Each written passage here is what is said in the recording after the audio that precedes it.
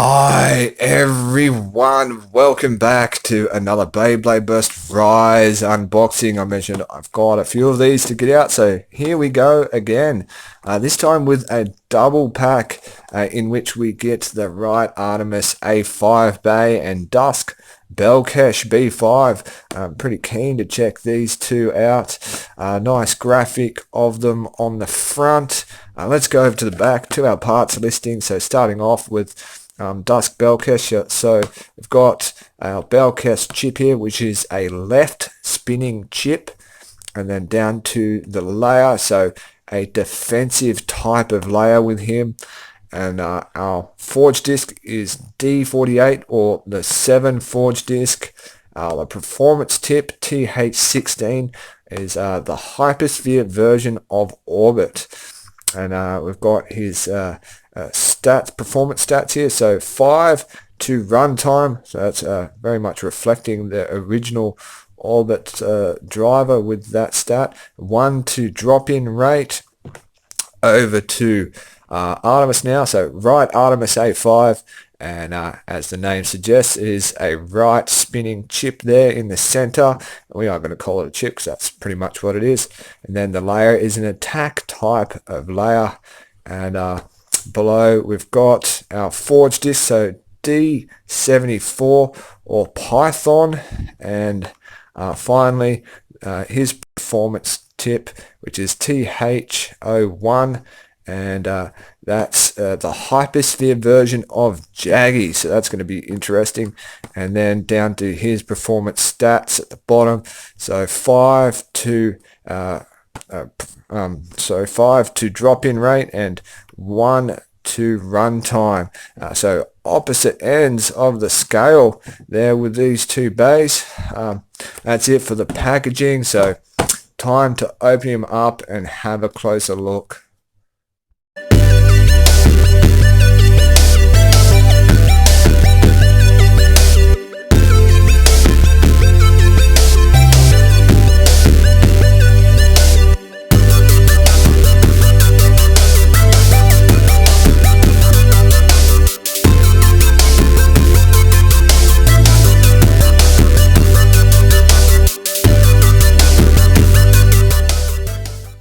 That's everything out of our packaging, and I'm going to start things with BALKESH and his layer. So here it is now, that chip and layer of DUSK BALKESH, and because I do own it, I am going to grab the Takiratomi version, Dread Bahamut here, and do a side-by-side comparison of the two, starting off with coloring. And with Hasbro, they tend to leave it plain where the stickers would be on the TT one, and as you can see, there's some design missing on these outer parts, and then down on the lower section of the chip, it's they've completely left out the purple, and then up on the gold as well. But they have gone with this rough finish to that gold, and on the eyebrows here, giving it a reflective sort of look, which I do actually like. Then moving on to the major difference, which of course is going to be we do not get the same gimmick with the layer that the Takiratomi one has, and that's something that I as I previously mentioned, didn't expect anyway. They haven't given us a gimmick with our layers so far with these Rise bays, and so where the Takiratomi one has these two parts on the layer that actually are pushed outwards when the forge disc gets to a certain point, and then when a bay comes in contact with them, force that disc back and reversing the clicks a little bit, reviving the bay a small amount. They've just left it molded in that outer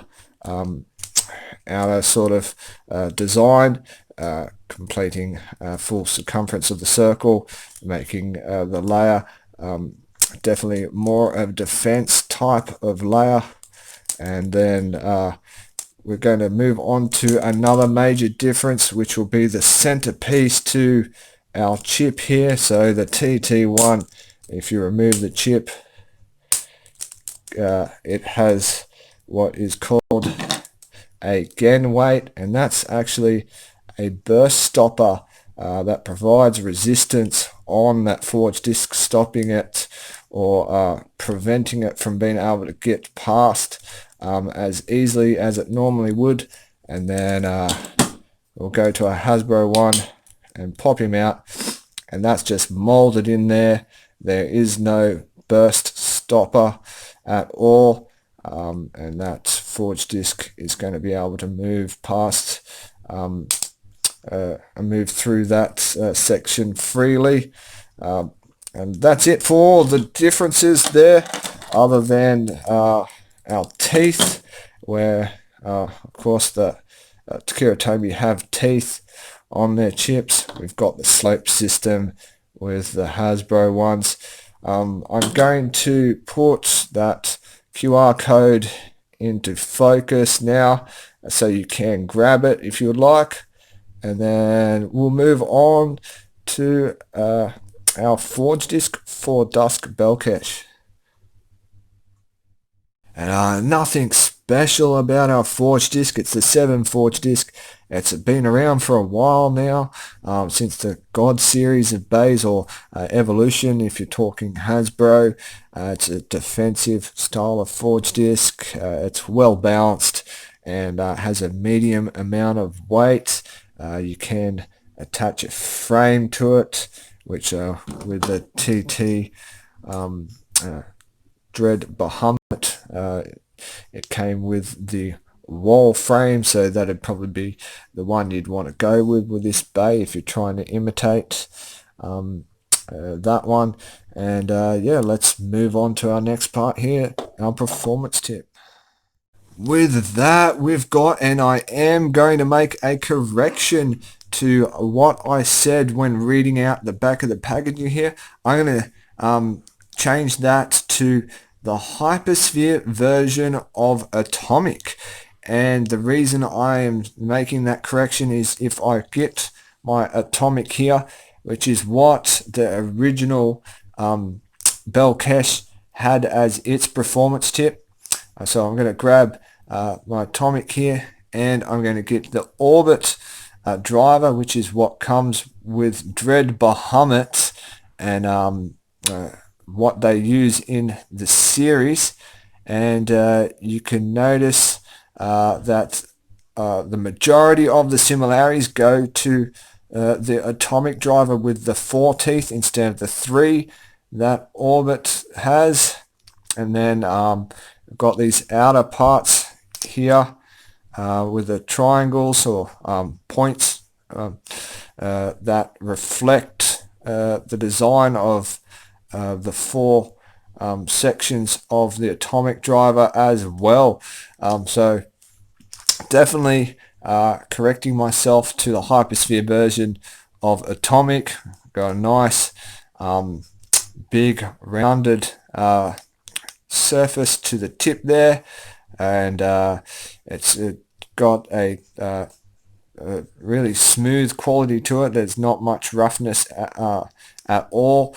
Then we've got this surrounding section here, which if we angle launched it is probably going to gain us a bit of movement. I don't know how much we would get with this part here with the teeth, because it's sitting rather low.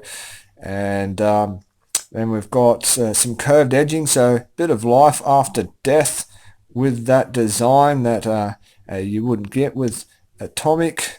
And that'll be it for the performance tip, and we're going to have a feel of those slopes now before moving on to right aRTEMIS.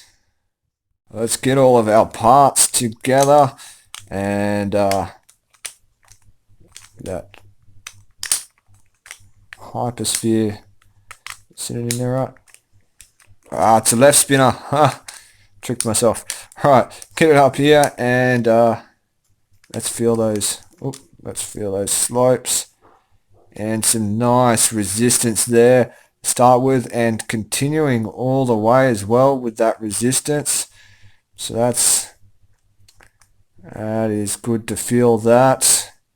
And there we are, you can see it's taking a little bit of force to move it back. So that would be above average there with those slopes. And since it is a left spinner, we're not going to have too much trouble with bursting when facing right spinning opponents. Awesome. Well, that's it. Let's move on to our next bay, which is our right aRTEMIS A5. So starting off with our layer again, and I'm pretty excited about it because for the first time ever in this series from Hasbro, we actually get a gimmick, and I'll discuss that in a moment. First, I'm just going to quickly grab my aRTEMIS one here, and we'll do a small comparison. Obviously, we're not going to be able to go over color too much because I only have the random booster version. To get hold of the original one, it's actually quite expensive. It comes with a stadium with an infinite system built in, so that's a motor in the center that runs two separate plates that these bays attach to through a Mugen system, which is a giant magnetic driver with the disc built into it, and then you would try and battle these bays and knock them out of the center or burst them. So yeah, original one, quite expensive. So yeah, color difference, we'll just quickly go over. I don't even have my stickers on it, but there would be some stickers in these two outer spots here, and these top and bottom sections. And then the major difference is going to be the inclusion of metal on the layer. So with the TT1, we've got all this metal on these parts, and then on the Hasbro we've only got the plastic, which is the thing that Hasbro does very often, and I doubt we'll ever see that in this series of bays. They did include some in the Switch Strike series and in the Turbo a little bit. So yeah, that's will be the major difference there. The style is an attack style of layer, so we've got some nice contact points surrounding it, and we've got this bit here, which is probably one of the main contact points because it extends out a little way past the outer perimeter of the layer. And then we've got the teeth on the TT1 and the slope system here on the Hasbro, and I'm just going to quickly put that into focus there, that QR code, so you can grab that at your leisure. And then let's check out our gimmick. So if you're unfamiliar with these bays, there is a chip here in the center which you can remove. So there was a special tool with the TT1 with the Hasbro. You can use your launcher cord here, and you just place that into the section, and it should have got a little R stamped on it there. So what you'll do is you will twist it in that direction, so twisting to the right, and that will separate your chip from the layer there, and it also indicates that this is a right spinning chip, and then your layer should come apart just by sliding it down, and there we go. And the reason for that is going to be there is a opposite version of this bay, and I will be unboxing that in a future video, that you can link one of these halves up to, creating a completely new bay by joining the two, and it just goes back together like so. So yeah, really happy about that. And also with these chips and the opposite bay, you can switch them up between each other, changing this one to a left spinner or the other one to a right, and then when you join the two halves together, you can do the same with that as well. So that's it for our layer. I'll pop him back in, re-secure him, so just the opposite direction of that stamped R there, so to the left this time, and yep, you'll feel it click back into place. Alright, let's get over to our forge disk. For that, we've got a Hasbro exclusive forge disk. It's called Python. It was released in this series with another HYPERSPHERE bay called Viper Hydrax H5. It's very much an attack type of forge disk, and you can tell with all those sharp points surrounding it. It's nicely bounced and actually quite light. So one of the lighter forge disks available. And yeah, really interesting forge disk. You can attach a frame to it, obviously. So yeah, let's move on to our final part, our performance tip for this bay.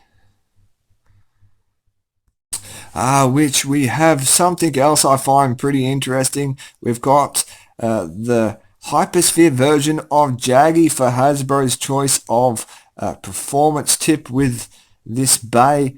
And I find it quite clever sometimes how they do convert the performance tips to these HYPERSPHERE ones.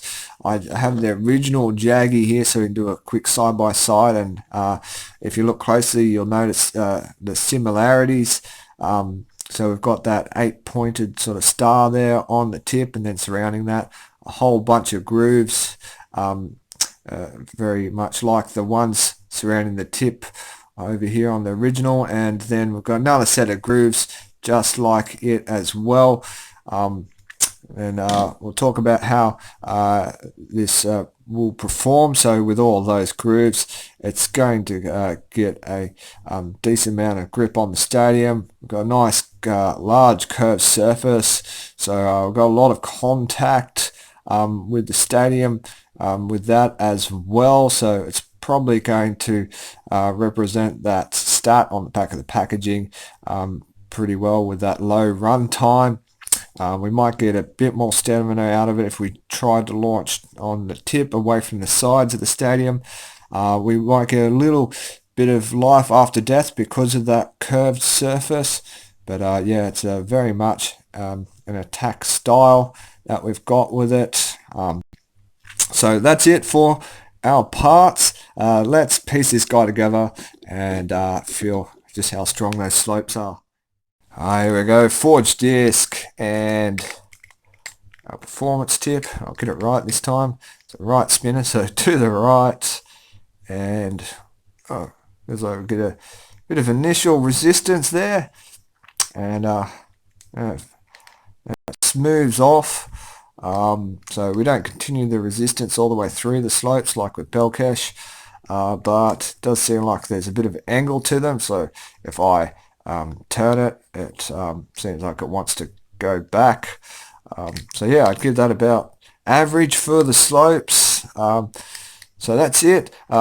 Let's get out of stadium and do a test launch, and we might as well finish off with a quick one-round battle between these two bays. Okay, let's test launch DUSK BALKESH first, and 3, 2, 1, let it rip. And oh, flat launched there into some stamina, and then we get a bit of movement, probably because of contact on that small frame section of the base there. Now we've settled back down rather quickly, so back to stamina, and it looks like it's running nice and smooth. Wow, we're going to get yeah, a decent amount of runtime out of him by the look of it. We're spinning pretty fast still. Okay, I'm not going to film the entire run time, so pick him up and let's put right aRTEMIS in. And 3, 2, 1, let it rip. Goes right aRTEMIS, and some nice movement, and yeah, that's continuing. Keeps trying to whip itself out of that lower section of the stadium. Now it's slowing back down. You know, it's still got a bit of movement there for, or bit of stamina for its 1 rating on the stat there, so it's probably not entirely a 1 for stamina. I have seen worse. Okay, it's that might change when it's actually going up against another bay. Alright, well, let's do that and get Dusk BALKESH and Ride aRTEMIS in for a quick 1-round battle. So, without any further delay, 3, 2, 1, let it rip. And good clash between these two. And settling back down in that lower portion of the stadium, just chipping away at each other. And he's going to stop first. Jeez, that was so close. Look, I'm just going to give that a draw, honestly. Well, that'll be it for this unboxing. I hope you liked the video and I was informative enough. Until next time, enjoy the rest of your day.